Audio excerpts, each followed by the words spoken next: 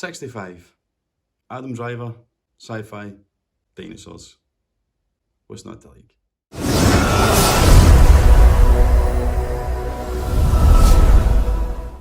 Welcome to the channel, folks. I'm Andy, ElectricGeek, and of course, in for today it is 65 on 4K Blu-ray. This is one I've been excited to check out. I remember when the trailer dropped, I was really excited for it, as were a lot of people, I think. I mean, as I kind of joked in the beginning, it's sci-fi, it's dinosaurs, like, it looked really good in the trailer, but I think the trailer was a bit misleading having seen it now. I think the trailer was trying to kind of masquerade the movie as this like big budget sci-fi dinosaur epic, when in fact it's a little bit more coy with how often it shows the dinosaurs, probably due to the budget constraints. I think it had a £45 million budget, which is nothing compared to, you know, the 200 million kind of average budget that these big films get, like Jurassic World, the Flash movie that's coming out, any kind of Marvel or DC film will have that kind of 200 million budget at least. So there's no way it's going to live up to a film like that, certainly when it comes to the kind of special effects and the set pieces. But yeah, basically we have Adam Driver, who's a kind of space pilot or space trucker, for lack of a better expression, and at the beginning of the movie we're introduced to him and his family, and it turns out his daughter has some kind of terminal illness which isn't elaborated on, but he decides to go on a 2-year space mission to try and help fund the daughter's healthcare, obviously. So fast forward a few scenes and he's flying through space when the spacecraft is hit by a kind of undocumented asteroid shower or something, and he's forced to crash land on an uncharted planet which we know to be Earth. However, the catch is that it's Earth 65 million years ago. We know what he's going to stumble across dinosaurs wise, but he obviously hasn't seen Jurassic Park, so he's not got a clue. He lands on the planet and he thinks he's the only survivor, but then it turns out there's another little girl who has also survived. Now, I don't want to spoil the plot, but he basically then has to get from A to B to find this escape shuttle to get off the planet. However, the big snag is that there's umpteen, that's a Scottish word for lots, of dinosaurs in between them and the shuttle, and that's kind of where it goes. I really enjoyed it. It's kind of slow, it's tension filled all the way, and there's a few jump scares in there as well, which kind of caught me off guard. There are some quieter moments in it, and there's probably not as much dinosaur action as maybe some people will have hoped for, but I didn't mind. I thought Adam Driver really handled the kind of more character-driven emotional scenes quite well, and the relationship between him and this little girl was quite believable. It borrows a lot, this movie, from other films, you know, like Planet of the Apes to an extent, the Last of Us series, and of course the Jurassic Park, Jurassic World franchises. It never really quite betters any of those franchises, but I think it kind of stands on its own 2 feet, and I enjoyed it and was kept engaged all the way through. So if you have checked it out, you didn't like it, maybe give it a chance, and, you know, don't be as harsh on it the second time you watch it. And if you haven't seen it, I definitely think it's worth checking out. But that's enough about the movie, on to the video and audio quality. So for video quality, we have a 4K native presentation here. It was shot digitally, so it will be that kind of digital look. There's very little film grain in this movie, but it does still look quite filmic. It's quite soft in places as well.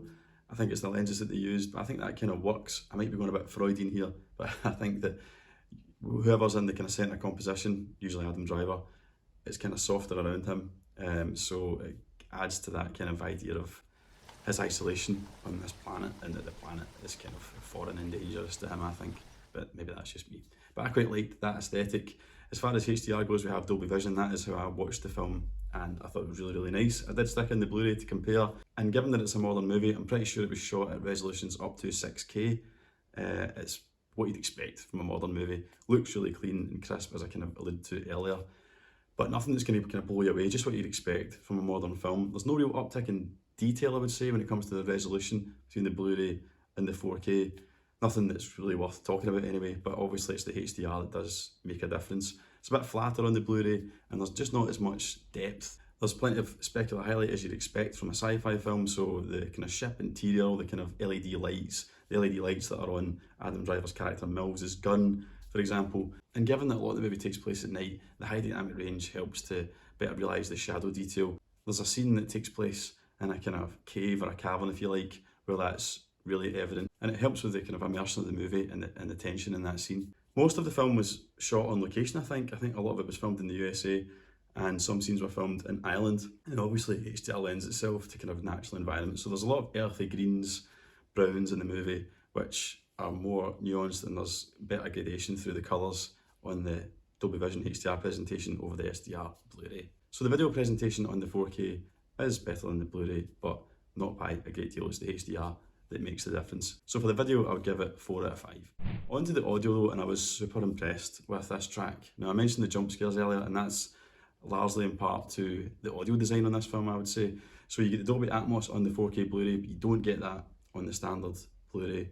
You just get the 5.1 DTS HD master audio track. Height channels, height channels, height channels. Lots and lots of height activity in this movie. I know sometimes people complain about Dolby Atmos that there isn't enough. You know, you've went to the hassle of getting yourself a Dolby Atmos soundbar, or you've went and put in-ceiling speakers in, or you've got them mounted up high, whatever.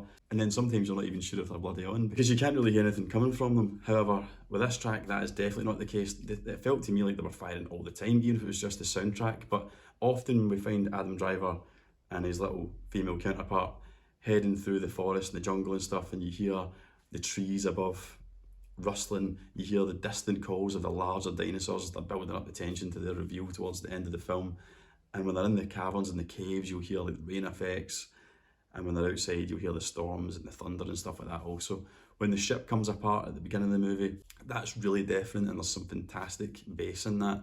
Also, Adam Driver's gun, whenever he fires it, I really like his gun. It's kind of Halo-esque, so if you watch Halo, you've played the games, you'll know what I mean when you see it. But it leaves a lovely resonating sound every time he fires it. And when I compared the Dolby Atmos track to the DTS track that's on the Blu-ray, there was a notable change in the bass. I didn't expect there to be, but the Dolby Atmos is definitely a lot heavier, and it seems to get a lot lower with the bass. So definitely an upgrade on the 4K when it comes to audio. I think you're missing out audio-wise if you were to go with the Blu-ray. Special features-wise, I haven't actually had a chance to check them out, but there are a few features. I don't think they're particularly long. I think the longest one's about 10 minutes long, and there are some deleted and extended scenes, which again, I haven't had a chance to check out. So not too bad, you are getting some stuff with this release. However, they are all on the Blu-ray disc, and there's absolutely nothing on the 4K, not even a commentary track or anything. So everything special features-wise is on the Blu-ray.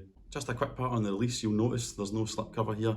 That's because it's a Sony or Columbia TriStar release, and I've noticed recently they've stopped doing slipcovers, certainly in the UK. 3 movies I can think of: Morbius, Uncharted, Spider-Man No Way Home, all recent Sony releases and didn't have slipcovers. So if you want it and you see it without it, don't fret, because that does seem to be the only way it's been released. Inside it's bare bones, but at least you do get different designs for the 4K disc and the Blu-ray disc. So ultimately, with all that said, can I recommend 65 on 4K Blu-ray? Yes, I definitely can. More so from a technical standpoint. It looks nice, but it definitely sounds fantastic. So if you just want a disc to kind of demo your home theatre setup, more specifically your Atmos setup, then definitely get it. I appreciate I'm in the minority with the film itself. I did enjoy it, and I'm sure there'll be others out there that enjoy it also, but it would seem to be the majority found it a little bit boring and a little bit of a letdown. So I'm going to give it 3.5 out of 5. If you're going to pick it up, I would suggest waiting for a sale. I think this will very quickly be in your typical 2 for 30 sales, and I think the Blu-ray will drop in price very quickly. Probably in about 3 months you'll see that Blu-ray going for about $7.99 or $6.99.